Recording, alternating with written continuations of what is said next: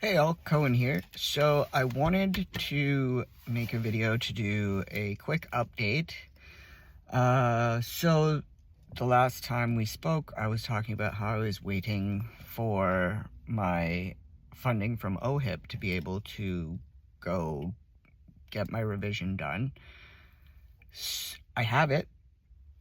Um, Frustrating part of it is that I was waiting. It was sent in at the end of September, and generally it doesn't take this long for me to get my approval, especially since I'm already in the system and this is a revision.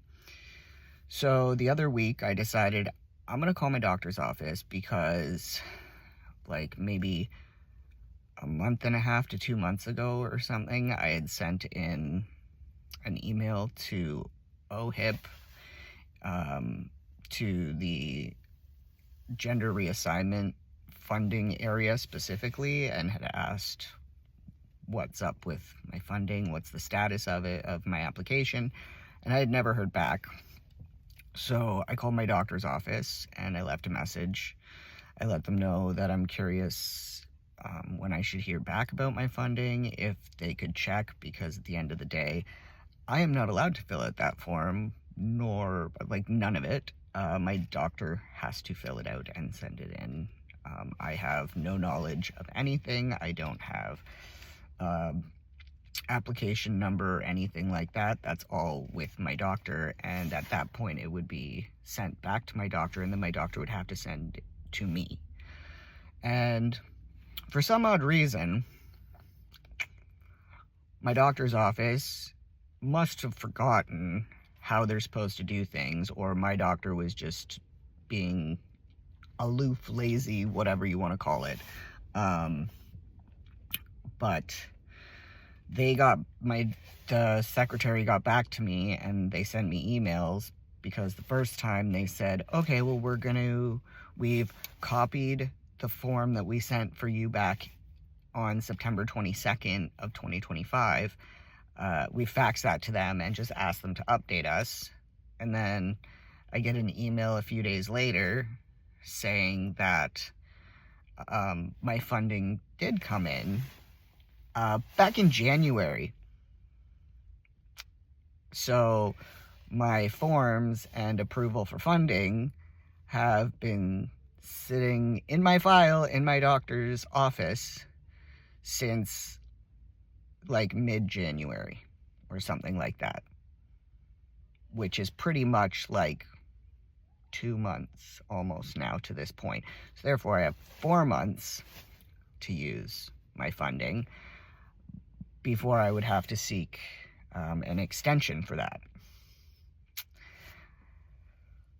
When I originally called to check on the status of my funding, I did let the secretary know in the nicest way possible that I feel very uncared for, that I'm not happy that things are taking longer and they're not being handled properly. So, but I never heard back from that, and I've also made points to my doctor's office prior a few times about a few things that I'm not happy with, and that's never been acknowledged either.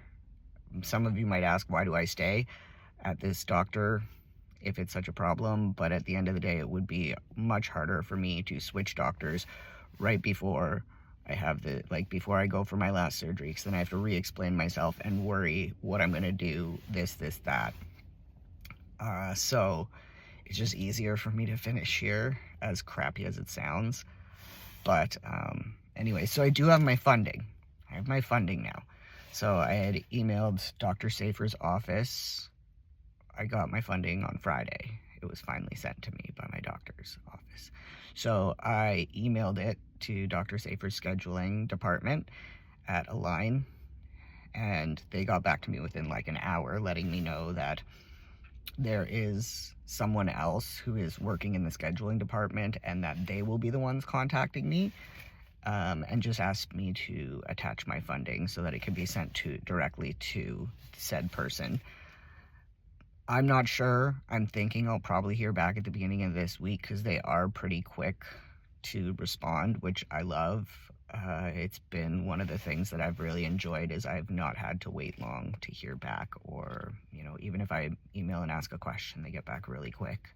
So that's a good sign. So my next step will be hearing back from them. I let them know that May is the only month in the few upcoming months that I'm kind of available for a span of time, because I also need, my dad's my caregiver, so I need to make sure he's available. My wife and son are at home, and so my mom would possibly need to be available to help out with things like that, or my wife's parents would need to be available to also help out to break up that. So quite a few people that I need to consider their time frames in order to work out mine.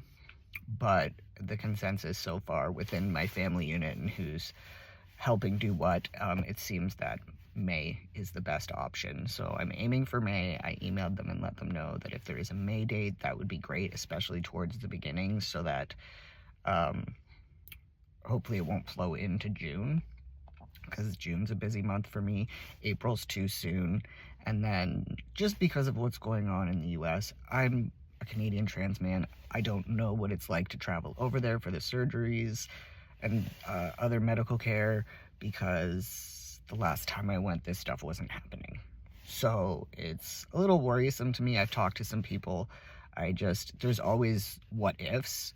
So I'd rather try to go sooner rather than later if it works out for everyone.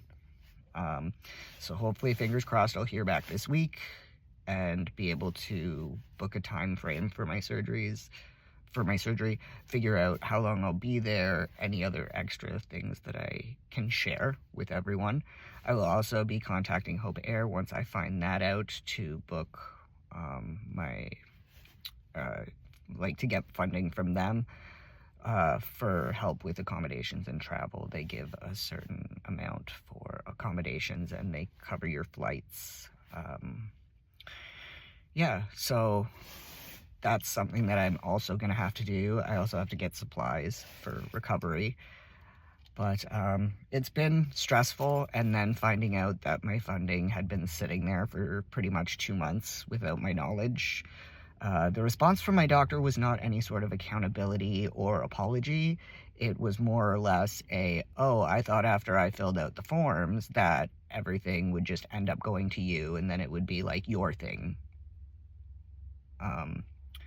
And as many of you know, I've had quite a few surgeries, so I'm very confused as to why these forms are so difficult for them to comprehend, unless they have had somebody else help them filling out the form, and pretty much all they did was sign it, maybe.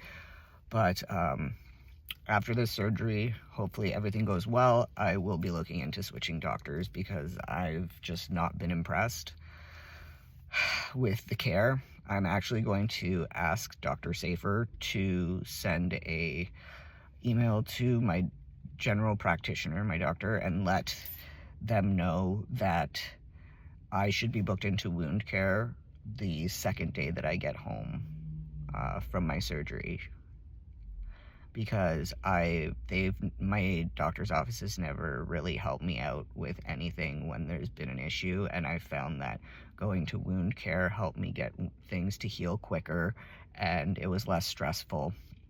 So that's something that's helped me out a lot. And it's something like I tried to pre-book before, and the wound care clinic told me that I couldn't do that. So at this point, I'm no longer on their list as being like a patient, because there's a time period and then they remove you as someone and you have to reapply. So I want to make sure that that's set up. Like, I need an appointment set up so that I can start a process and get checked out and make sure everything looks all good after my travel, because traveling home and everything is quite stressful. So all the little worries that I've and things that I need to do that I had to do before. But yeah, so hopefully now I'm on the ball getting that rolling and everything.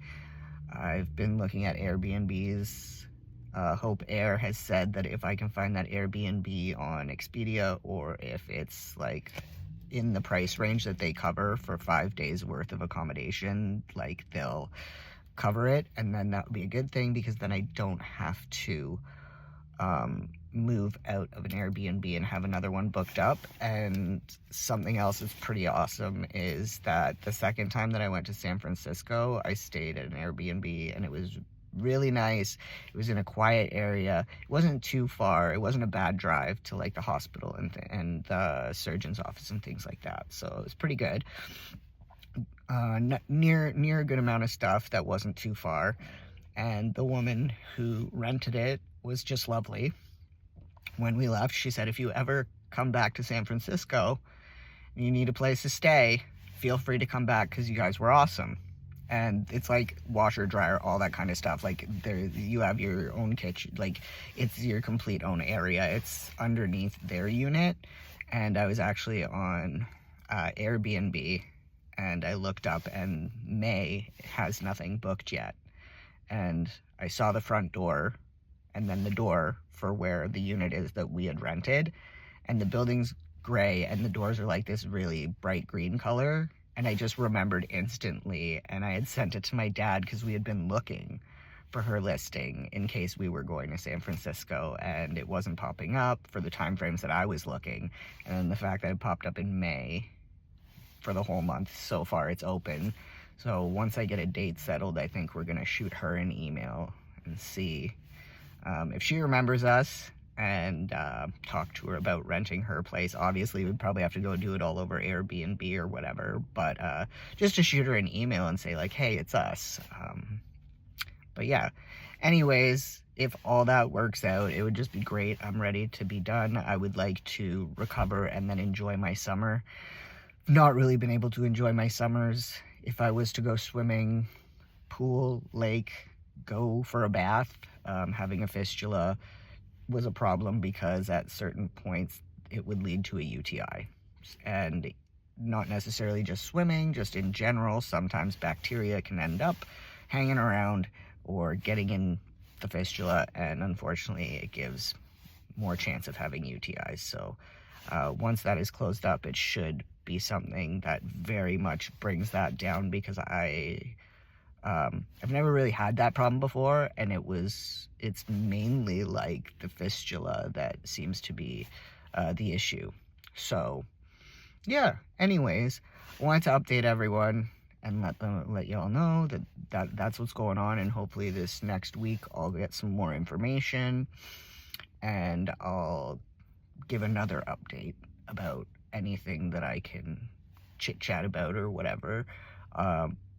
Might do a packing video, might just throw that in with an update that isn't too big and just give a like this, because I don't think I'll need too much stuff post up because it is just the fistula. So I'll probably have roughly what I've taken the last surgery that I had. So you can look at any of my other videos where I've packed stuff.